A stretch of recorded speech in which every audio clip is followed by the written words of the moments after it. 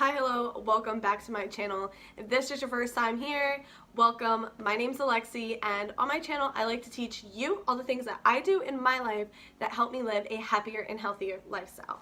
Today I want to talk about the 5 things that you are doing that are hurting your gains.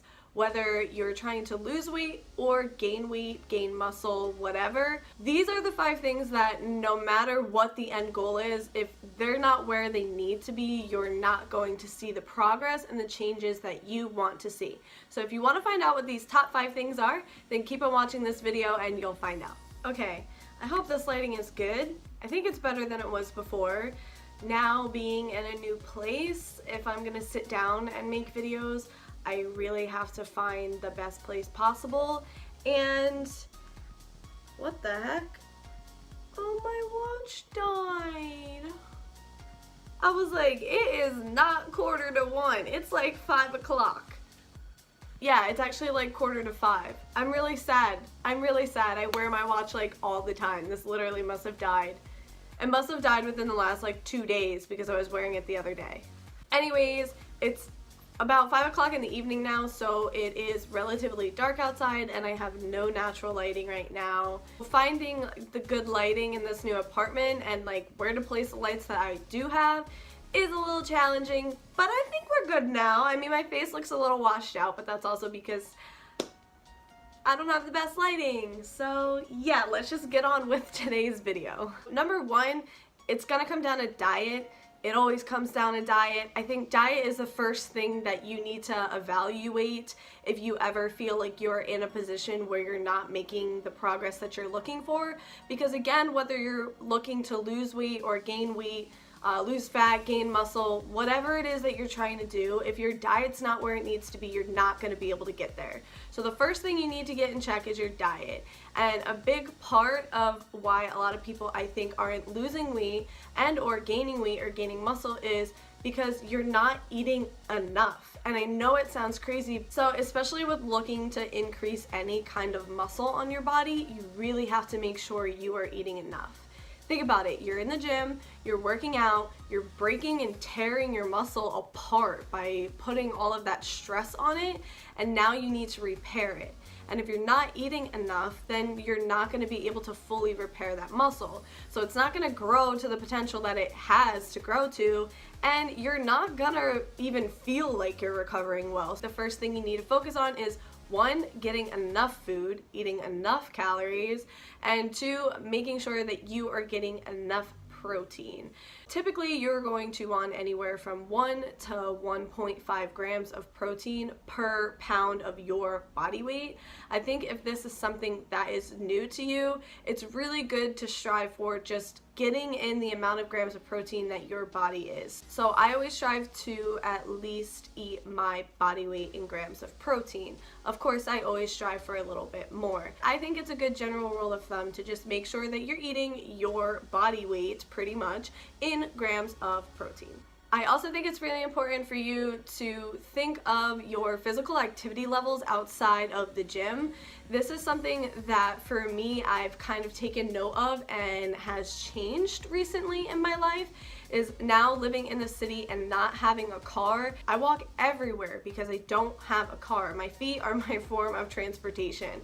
So I'll walk to the gym, that takes me 10 minutes there and 10 minutes back. That's 20 minutes of physical activity. That's extra to whatever I'm doing. When I go to work, I spend probably about a half an hour, at least, of walking that I'm doing. So if I go to the gym and I go to work in the same day, that's at least 45 minutes of walking that I'm just doing aside from if I'm doing cardio in the gym and if I'm weightlifting. So I think it's really important to pay mind to those things, what you do for work. I work in a restaurant, I'm constantly on my feet and I'm constantly running around. My physical activity levels outside of the gym in my day-to-day life are extremely high. So if you live a lifestyle like that, or you're just constantly on your feet, I think it's really important to take note that you probably need to eat more than what you're used to eating because you're still expending calories. Alright, well that just completely messed up my flow. Oh. So that was just my landlord knocking on my door. It completely took me off guard. I don't even remember like what I was talking about. But I guess last night someone broke into, like, we live in an apartment complex, but there's a gated door that's locked. And I guess somebody had broken into that and then broke into our laundry room area where each apartment unit has like their own storage, and they were trying to get into these storage units. So that was just my landlord. He got the locks changed and everything, so he brought us a new key. But yeah, I forget what I was talking about. Oh, I was talking about like physical activity levels. I don't know if I said everything I needed to say. I hope that I did, but I think it's really important to take note as to what your typical day-to-day life looks like, whether that's sitting down, you know, at a computer desk all day, or being up on your feet, moving and whatnot. I think it's important to take note of those things, because at the end of the day, that's going to increase the calories that you're expending in the day. And if you don't take note to some of those things, if they are a significant difference, it's gonna kind of play a role. So like I've noticed lately, I'm like, why am I so tiny? I don't understand. Like I feel like I'm working out less than what I used to, and I was bigger. Like I just was like, I don't understand, why am I so lean? It doesn't make sense. And then I thought about it. I was like, well, I literally walk everywhere now, and if I'm not walking somewhere like to the store to get something, I'm probably working out or I'm at work. Like it's very rare that I'm just home sitting around. I'm usually out and about and doing things or working. So I think it's just like my physical activity levels throughout the day are just, yeah. The second thing I think that is really important that you might not be doing that's hurting your gains is you're not sleeping enough. I know this sounds really silly and really simple, and we talk about it a lot, and we talk about how important sleep is, but it really is important. If you don't get enough sleep, I think that it just overall has a negative impact on your performance levels in the gym. I know that when I'm tired, I don't perform as well. Things feel harder for me. It's much harder for me to get through my workouts. I don't feel like I push myself to my true capabilities just because I'm fatigued and I don't want to be there and I don't want to do it, and I'm grumpy because I'm tired. And so there's a lot of things internally and with our hormones in our body that happens when we sleep and when we don't sleep. When we go to sleep at night, we release things like testosterone and growth hormone. When we have a good release of these hormones while we're sleeping, then it allows us to stimulate protein synthesis and muscle growth. But when we get inadequate sleep, it takes longer for these hormones to be released. There are so many reasons as to why you should be getting an adequate amount of sleep. But when it comes to building muscle, it is really important because you have those anabolic hormones like testosterone and the growth hormone being released. Okay, so number 3 I have is just a multi-level number 3, because I think it can all kind of be lumped together.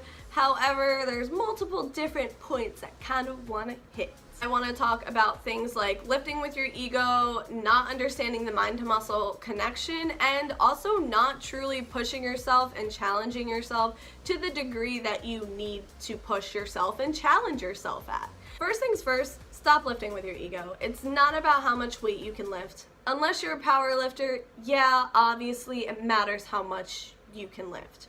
But for me and my lifestyle, and I feel like what a lot of people are going for, and when a lot of people ask me questions, that's not the goal here. So first things first, stop lifting with your ego and take the time to really learn the mind to muscle connection. Once I learned that, it was a game changer for me. I feel like my workouts are better. I feel like I spend my time well, and I really am able to challenge myself and really get everything out of my workout. I stopped looking at myself in the mirror, and I kind of just zoned in, centered on myself, and really focused on learning to feel that muscle contract and relax. I think that it has just increased my workouts and the intensity of my workouts, and I also think that it has really helped in sculpting and shaping and really giving me the look to my muscle that I have. It's not just trying to get it bigger now, it's how can I make this muscle look insane? Bring on the striations, okay? Bring them on. I want them. Also, you have to make sure that you are challenging yourself to the degree that you need to be challenged at. Sometimes I think people just give up. And honestly, if you're not pushing yourself in the gym, you're not gonna grow, you're not gonna change. It goes with the quote that I've been seeing a lot of lately and that I really do agree with, is that you have to get comfortable with being uncomfortable. If your workouts in the gym every time you go are comfortable, you are not challenging yourself. You are not putting the amount of stress that you need to on your body. Yes, not all stress is good. Too much stress is bad for you, but you do still have to put stress on your body and on your muscle if you want anything to grow and change and develop. So it's really important to make sure that you are really pushing yourself and truly challenging yourself in the gym. Okay, so number 4 is you need to rest. I've said it before and I'll say it again. You need to listen to your body. You need to rest.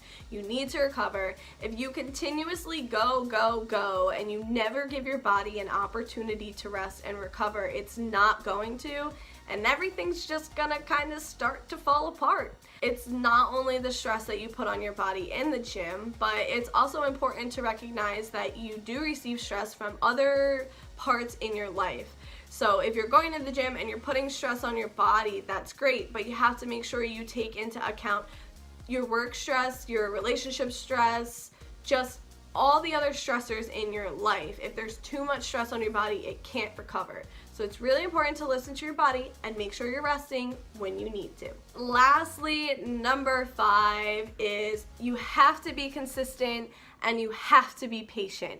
If there is one thing I have learned from the world of bodybuilding, it is patience. And I still don't have it. Don't let me fool you. I still don't have it. But I have learned that I have to be patient in this journey and I have to stay strong, be consistent, and just push through.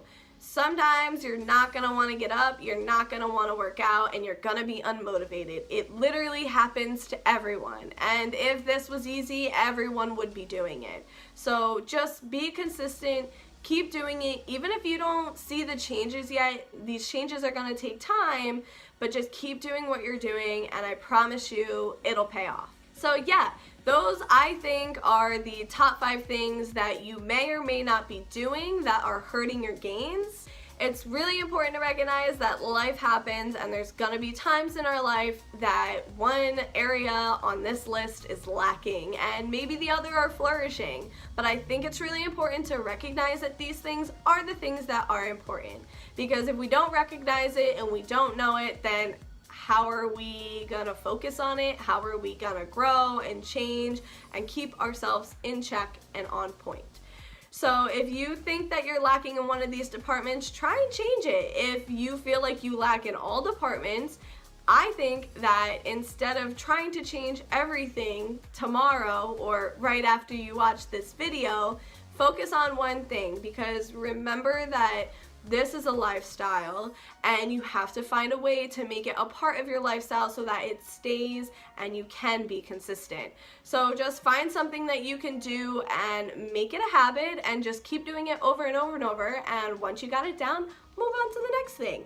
If you feel like you can tackle more than one thing, go for it, but just keep in mind that the small habits and the small changes are ultimately what lead to the end goal. So yeah, I hope you learned something from this, and I hope that you can take something that I've said and apply it to your life to make your life maybe a little bit easier, happier, healthier.